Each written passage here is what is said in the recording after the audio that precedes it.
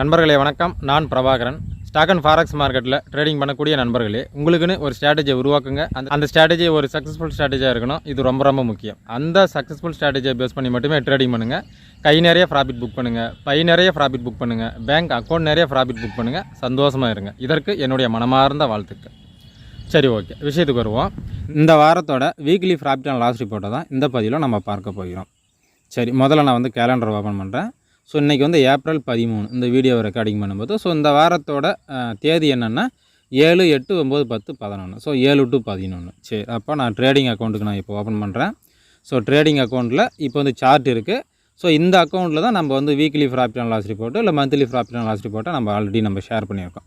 சரிங்களா? அது ரெகுலராக நம்ம வீடியோவை பார்க்கக்கூடிய ஒரு 10-20 பேருக்கு தெரியும். சரி, இப்போ நான் ட்ரேடிங் எஸ்டிடிக்கு போகிறேன். ட்ரேடிங் எஸ்டிடியில் கஸ்டம் பீரியட் போகிறேன்.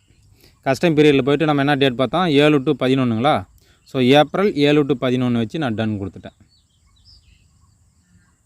ஸோ இங்கே பாருங்கள் $10 நான் ப்ராஃபிட் புக் பண்ணியிருக்கிறேன்.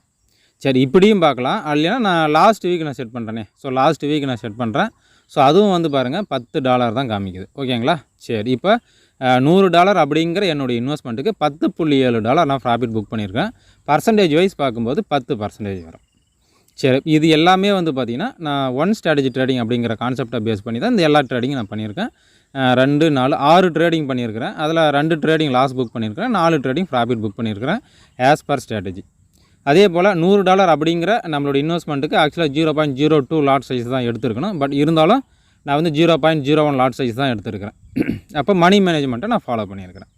அடுத்து கரன்சி பேர் பாருங்கள், GBP AUD, GBP USD, USD JPY, ஈரோ JPY. ஸோ இந்த மாதிரி எல்லா கரன்சி பேர்லையும் நான் ஆர்டர் ப்ளேஸ் பண்ணியிருக்கேன். சரி, அடுத்து மணி மேனேஜ்மெண்ட்டை கரெக்டாக ஃபாலோ பண்ணியிருக்கிறேன். ஆஸ் பர் ஸ்ட்ராட்டஜி நான் ப்ராஃபிட்டாக லாஸாக நான் புக் பண்ணியிருக்கிறேன். ஸோ ப்ராஃபிட் பாருங்கள், $7 நான் இப்போ ப்ராஃபிட் புக் பண்ணியிருக்கிறேன். $5, $3 லாஸ் பாருங்கள், $2.5, $6 லாஸு. ஸோ இந்த மாதிரி ஆஸ் பர் ஸ்ட்ராட்டஜி ப்ராஃபிட்டாக லாஸாக நான் புக் பண்ணியிருக்கிறேன். இதுவும் கன்ஃபார்ம். சரிங்களா? சரி, ஓகே. அடுத்து இந்த ஈரோ JPY பாருங்கள், 3 ட்ரேடிங் பார்த்தீங்கன்னா ஈரோ JPYயில் தான் நான் பண்ணியிருக்கிறேன். அப்போ இங்கே ஆவரேஜிங் பண்ணியிருப்பானோ இல்லை எட்ஜிங் பண்ணியிருப்பானோ அப்படிங்கிற மாதிரி ஒரு தாட், ஒரு நினைப்பு கண்டிப்பாகவே வரலாம்.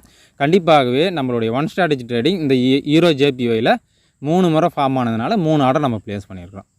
சரிங்களா? ஆக்சுவலாக உசுரே போனாலும் ஆஸ் பர் ஸ்ட்ராட்டஜி தான் நான் ட்ரேடிங் பண்ணுவேன். ஆஸ் பர் ஸ்ட்ராட்டஜி தான் நான் ப்ராஃபிட்டை புக் பண்ணுவேன். ஆஸ் பர் ஸ்ட்ராட்டஜி தான் நான் லாஸையும் புக் பண்ணுவேன். இதற்கு காரணம் என்னென்னா, சத்தியம் ஸ்ட்ராட்டஜி அப்படின்னு சொல்லிட்டு ஒரு ஸ்ட்ராட்டஜியை நான் ஃபாலோ பண்ணுறேன்.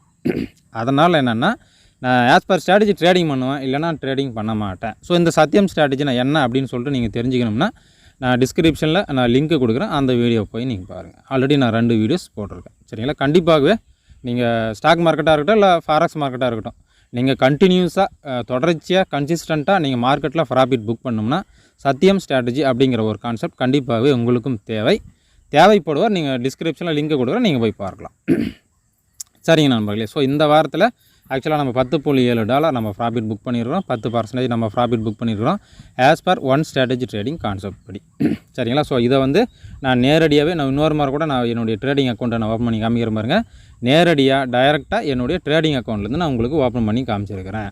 ஸோ இந்த வாரத்தில் நம்ம 6 ட்ரேடிங் தான் பண்ணியிருக்கிறோம். ஸோ ஆக்சுவலாக இதுவும் ஒரு மெசேஜ் உங்களுக்கு சொல்லும். என்னென்னா, நம்ம ஆஸ் பர் ஸ்ட்ராட்டஜி தான் நம்ம ட்ரேடிங் பண்ணுவோம். போய் 5 நாளில் 6 ட்ரேடிங் தான் பண்ணியிருக்கோம். அப்போ ஆவரேஜாக ஒரு மாதத்துக்கு பார்த்திங்கன்னா 20லேருந்து ஒரு 40 ட்ரேடிங். ஒரு நாளைக்கு ஒரு ட்ரேடிங்கோ இல்லை 2 ட்ரேடிங்கோ தான் நம்ம பண்ணுவோம். ஸோ இங்கே பாருங்கள், ஒரு நாளைக்கு நம்ம ஒரு ட்ரேடிங் தான் பண்ணியிருக்கோம். 5 நாளில் 6 ட்ரேடிங் பண்ணியிருக்கோம். கரெக்டுங்களா? ஒரு சில நாட்களில் ட்ரேடிங் இல்லாமலும் இருக்கும். ஏன்னா ஸ்ட்ராட்டஜி ஃபார்ம் ஆனால் தான் நம்ம ட்ரேடிங் பண்ணுவோம், இல்லைன்னா ட்ரேடிங் பண்ண மாட்டோம். சரிங்களா? இது இந்த வாரத்தோட weekly profit and loss report. So இதே போல் எல்லா வாரத்தோட weekly profit and loss report, monthly profit and loss ரிப்போர்ட்டை நான் கண்டிப்பாகவே நான் ஷேர் பண்ணுவேன். சரிங்களா? ஸோ இது நம்மளுடைய கமிட்மெண்ட்ஸ். சரிங்க நண்பர்களே, நம்ம அடுத்தடுத்த பதிவில் சந்திப்போம். நன்றி.